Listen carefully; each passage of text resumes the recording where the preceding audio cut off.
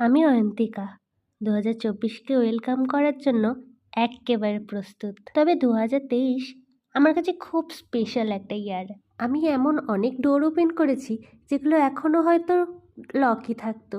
আমি autism society join করেছি, YouTube শুরু করেছি, ইনস্টা ওপেন করেছি, নতুনভাবে সোশ্যাল মিডিয়াতে হাজির হয়েছি।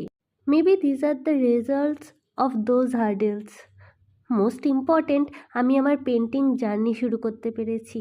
আমার চেকলিস্ট পূরণ হয়েছে workshops, art exhibition and art স্টলের নামে। 2024 হয়তো আরও চ্যালেঞ্জেস আসবে, কিন্তু উঠে ফাইট ব্যাক করার মতন স্ট্রেংথ 2023 থেকে আমি পেয়েছি। এই নতুন বছরে আমি আমাকে আরও বেশি করে চিনতে চাই, আরও ভালোবাসতে চাই, অন্যের কথায় কম হার্ট হতে চাই, তার বদলে নিজে কী চাই তার উপরে ফোকাস করতে চাই। So 2024, I am coming as a stronger human being.